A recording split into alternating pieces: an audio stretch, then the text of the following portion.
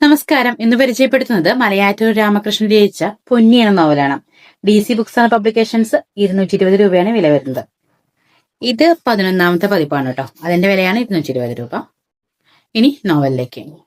ഇതൊരു ആദിവാസികളുടെ കഥയാണ്. ആദിവാസി പെൺകുട്ടിയായ പൊന്നിയുടെ കഥയാണ്. പൊന്നി എന്ന മുടുക പെൺകുട്ടിയുടെ കഥയാണ്. പ്രണയകഥയാണ്. പൊന്നിയും ഇരുള യുവാവായ മാരനും തമ്മിലുള്ള പ്രണയം. സാധാരണ ആദിവാസികളിൽ നിന്ന് വ്യത്യസ്തയാണ് പൊന്നി. അവൾ എഴുതാനും വായിക്കാനും ഒക്കെ പഠിച്ചിട്ടുണ്ട്. കുറച്ചും കൂടി വ്യത്യസ്തമായ ചിന്താഗതികളൊക്കെ കൊണ്ടു നടക്കുന്ന ഒരു പെൺകുട്ടിയാണ്.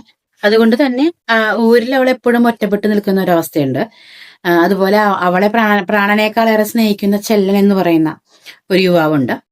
അവർക്കിടയിലുള്ള പ്രണയവും ചെല്ലന് പൊന്നിയോട് തോന്നുന്ന വിരോധം, അതുപോലെ പൊന്നിയുടെ ഒറ്റ സുഹൃത്തായ മാഷി, അങ്ങനെ ഒരു നിഷ്കളങ്കമായ ഒരു കൂട്ടം ആളുകൾ, അവരുടെ കുറെ ആചാരാനുഷ്ഠാനങ്ങള്, അവർക്കിടയിൽ നിലനിന്നു പോരുന്ന ആചാരങ്ങള്, മല്ലീശൻ, അവരെ വിശ്വസിക്കുന്ന മല്ലീശ്വരൻ കുന്ന്, അവരുടെ ദൈവങ്ങളെല്ലാം പ്രകൃതി തന്നെയാണ്.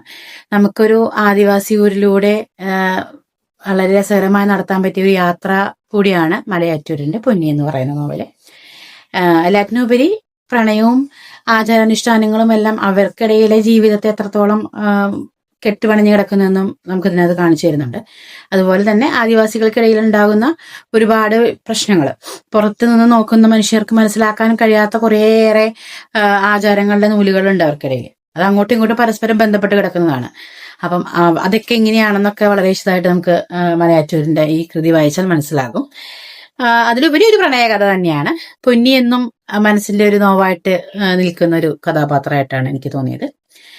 അപ്പൊ എന്റെ വായനയിൽ ഞാൻ ചേർത്തിട്ടുണ്ട്. നിങ്ങളും ചേർക്കുമെന്ന് വിശ്വസിക്കുന്നു. നന്ദി.